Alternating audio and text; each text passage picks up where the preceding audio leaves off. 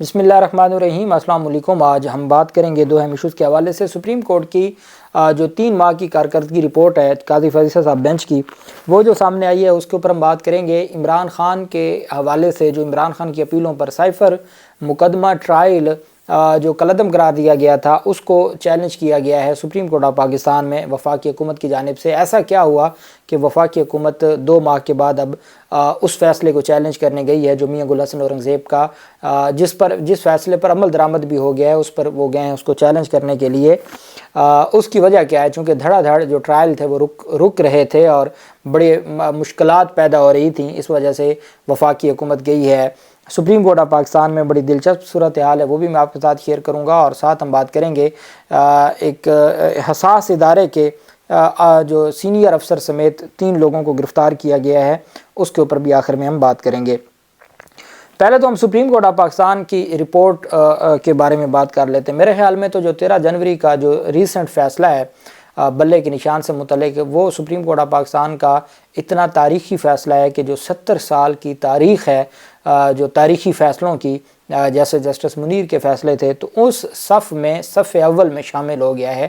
تو وہی کارکردگی، ایک فیصلہ ہی بہت بڑا ہے جو کئی دہائیوں تک سپریم کورٹ آف پاکستان کے اس فیصلہ وہ نام روشن کرتا رہے گا۔ سے مئی رپورٹ کی ضرورت نہیں تھی، بہت بڑے کام کیے ہیں، لیکن پھر بھی سپریم کورٹ آف پاکستان نے زیر التوا مقدمات کی تعداد اور نمٹائے گئے مقدمات اور اندرونی کارکردگی پر مشتمل یہ رپورٹ دی ہے۔ زیر التوا مقدمات 2023 میں 55,971 ہو گئے ہیں۔ رپورٹ میں کہا گیا کہ سپریم کورٹ میں زیر التوا مقدمات کی تعداد بڑھنے پر تنقید ہوتی ہے، لیکن تمام حقائق نہیں بتائے جاتے۔ 2013 میں زیر التوا مقدمات کی تعداد 20,000 تھی، 2014 میں 21,000 تھی، 2015 میں 25,000 تھی، 2016 میں 29,000 تھی، 2017 میں 35,000 تھی اور 18 میں 38,000 تھی۔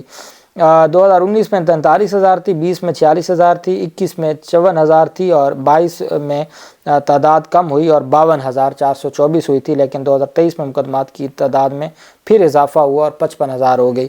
سپریم کورٹ نے 6 مئی رپورٹ میں نمٹائے گئے آئینی مقدمات کے علاوہ عدالت عظمیٰ کی اندرونی کارکردگی کی تفصیلات بھی قوم کے ساتھ شیئر کی ہیں، تاکہ قوم کے نالج میں ہو کہ بہت بڑا جو ہے، اور اس میں جو 19A کا فیصلہ ہے رائٹ ٹو انفارمیشن کا، اس کے اوپر بہت زیادہ زور دیا گیا ہے کہ رائٹ ٹو انفارمیشن ہم نے دیا، اور ہم نے کہا کہ ہماری عدالتوں کے بھی بھلے کوئی معلومات لینی ہے، عدالتوں سے متعلق بھی کوئی معلومات لینی ہے تو ہم معلومات دیں گے، اور ہم ہر طرح کی معلومات دینے کے پابند ہیں۔ 19A ہمیں پابند کرتا ہے۔ آرٹیکل 19 جو فریڈم آف ایکسپریشن ہے، اس کے حوالے سے تو آپ نے دیکھ لیا، سپریم کورٹ آف پاکستان کے چیف جسٹس اور سپریم کورٹ کے جج اطہر من اللہ صاحب اور باقی جو سینئر وکلاء تھے، وہ آزادی اظہار رائے کے حق میں تقریریں کرتے رہے، اور 4 گھنٹوں کے بعد پاکستان تحریک انصاف کا کل ورچوئل جلسہ تھا، اس ورچوئل جلسہ میں پاکستان تحریک انصاف کے جلسہ سے پہلے انٹرنیٹ بند کر دیا گیا اور اربوں روپے کا ریاست پاکستان کو نقصان آیا۔ دوسری طرف کسٹم حکام کی جانب سے جو تفصیلات سامنے آئی ہیں، پہلے تو میں آپ کو بتاتا چلوں کہ سندھ میں محکمہ ایریگیشن سندھ میں بڑی کرپشن کی جو داستان رقم ہوئی ہے۔ ایریگیشن سندھ میں 3 ارب سے زائد کی مبینہ کرپشن کا انکشاف ہوا ہے۔ جو بلاول زرداری تقریریں کرتے ہیں، اور کبھی آپ کرپشن کے خاتمے کی بات نہیں کریں گے، جتنے بڑے بلنڈر اور جتنے بڑے یہ وہ لوگ ہیں جو اپنے 16 ماہ کی کارکردگی ان کی یہ تھی کہ پاکستان تحریک انصاف پر مئی 2022 میں، جو 25 مئی 2022 میں پاکستان تحریک انصاف پر ظلم ڈھائے گئے تھے، وہ سارے کے سارے بلاول زرداری کی حکومت میں تھے۔ ان کی 16 ماہ کی حکومت میں یہ وہ دور تھے کہ 2 بندے اکٹھے نہیں کیے جا سکتے تھے اسلام آباد میں۔ آج جب یہ باتیں کرتے ہیں جمہوریت کی اور پاکستان تحریک انصاف کے ووٹرز کو گمراہ کرنے کی کوشش کرتے ہیں، اگلی امید یہ لگا کے بیٹھیں کہ پاکستان تحریک انصاف کے جو آزاد امیدوار ہیں ہم ان کو خرید لیں گے، اور اب وہ خود کہتے ہیں کہ آزاد امیدواروں کے ساتھ مل کے ہم حکومت بنائیں گے۔ تو ان کو اگلوں نے بتا دیا جی کہ پاکستان تحریک انصاف پہلے تو ہم نے ان کو بلہ لے لیا ہے، پھر جیت بھی جائیں گے تو آزاد امیدواروں کو ہم خرید لیں گے، خریدیں گے نہیں تو 4 دن ادھر ادھر ہوں گے، اور پھر اس کے بعد وہ جو کہیں گے وہ مانیں گے۔ تو یہ المیہ تو موجود ہے، لیکن چونکہ جنہوں نے کاغذات نامزدگی جمع کروائے تھے اس میں پاکستان تحریک انصاف جو سیاسی جماعت کے خانہ میں، پارٹی کے خانے میں جنہوں نے PTI لکھا ہوا ہے، تو وہ ادھر ادھر نہیں جا سکیں گے، اور آرٹیکل 63A پھر گلے پڑ جائے گی، اور supreme court of Pakistan Bandial کا وہ فیصلہ پھر سامنے آ جائے گا، اور یہ معاملات پھر سپریم کورٹ میں جائیں گے۔ اتنا آسان نہیں ہے اب آزاد امیدواروں کو لینا۔ اور اب تو پاکستان تحریک انصاف کے کارکنان جو بھی آزاد امیدوار ہیں پہلے ان سے حلف لے رہے ہیں کہ بھئی آپ کل کلاں عمران خان کو چھوڑ تو نہیں جائیں گے، اور حلف لینے کے بعد ان کو سپورٹ کر رہے ہیں۔ تو یہ ساری چیزیں الٹیمیٹ ہم نے ابھی فی الحال صرف 8 فروری تک سوچنا ہے، آگے کیا ہوتا ہے وہ 8 فروری کے بعد کی باتیں ہیں۔ پہلے 8 فروری ریفرنڈم ہے، پاکستان تحریک انصاف ایک ریفرنڈم کروانے جا رہی ہے بیسیکلی، کہ ہمارے پاس نشان نہیں بھی ہے، اس کے باوجود قوم یہ بتا دے گی کہ جن کے سر پر عمران خان نے ہاتھ رکھا وہی انتخابات جیتیں گے۔ اس کے بعد حکومتیں کیسے بنتی ہیں یہ سارے معاملات 8 فروری کے بعد ہوں گے، ان کے اوپر ہم سوچیں گے تو شاید 8 فروری کی جو دن ہے وہ پھر وہ ہم کھو بیٹھیں گے۔ میں نے آج سنا ہے کچھ لوگ یہ بھی باتیں کہہ رہے تھے کہ جی چھوڑیں جی پی ٹی آئی ہیں تو اچھے، لیکن اب فائدہ کیا پی ٹی آئی کو ووٹ دے کے جب آزاد امیدواروں نے آگے پیچھے ہو جانا ہے۔ تو اس طرح سے کمپین باقاعدہ طور پر پیپلز پارٹی نے ٹی ایل پی نے شروع کر دی ہے، تو اس وجہ سے 8 فروری کا سوچنا، اس کے بعد کیا ہوگا وہ بعد کی بات ہے۔ اب وہی بلاول جس کے سندھ میں کوئی صحافی نہیں بچا، چن چن کے قتل کر دیا، جو زبان کھولتا ہے، اور جو جوکھیو قتل کیس تھا اس میں ناظم جوکھیو کے قاتل کو پھر انہوں نے ٹکٹ دی ہے، اور وہاں سب کا یہی حالات ہے۔ وہ میڈیا پر آ کر یا پنجاب میں آ کر باتیں کرتے ہیں کہ ہم آپ کو بھی لاڑکانہ بنا دیں گے یا آپ کو بھی کراچی بنا دیں گے، اور وہ کیا کر سکتے ہیں؟ انہوں نے جو مثالی شہر بنائے ہیں وہ پوری قوم کے سامنے ہیں۔ محکمہ اریگیشن سندھ میں 3 ارب روپے سے زائد کی مبینہ کرپشن کا انکشاف ہوا ہے۔ سابق اے سی آب پاشی اور ایم ڈی سیڈا کے خلاف مبینہ کرپشن کی نیب انکوائری کی تفصیلات سامنے آ گئی ہیں۔ نیب حکام کے مطابق کوٹری براج کے سرکل کلری بگاڑ میں مبینہ کرپشن پر انکوائری کی گئی، اور محکمہ اریگیشن کو کلری بگاڑ سرکل کی 25 شاخوں کو بنانا تھا۔ حکام نے بتایا کہ کلڑی بگاڑ سرکل کے 5 ارب روپے کے منصوبوں میں اب تک 2.25 ارب کی کرپشن سامنے آ چکی ہے۔ یہ نہیں ہے کہ کوئی 2%، 3% یا 10% کھانا ہے، سارے ہی کھانا ہے۔ پہلے اب نگران وزیر اعلیٰ نے نگران وزیر اعظم کو خط لکھا ہے کہ جی سکھر موٹر وے پر توجہ دی جائے، وہاں پر اربوں روپے کی کرپشن، جو مال آیا ساری کھا گئے۔ وہ تھا نا کہ مسٹر 10%، اب وہ مسٹر 100% بن چکے ہیں، وہ 100% کھا جاتے ہیں۔ نیب حکام کے مطابق 10 اور 12 فروری کو تمام شاخوں کا ٹیم کے ہمراہ جائزہ لیا گیا۔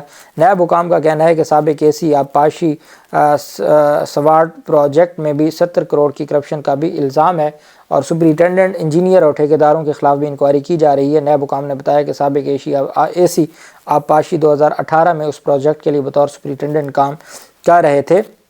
اب بلاول زرداری کہتے ہیں کہ پاکستان کو پرانے سیاستدانوں کے ہاتھ نہیں دے سکتے، اب آپ ہمارے ہاتھ دیں اور پھر آپ تماشے دیکھیں کہ ہم کرتے کیا ہیں۔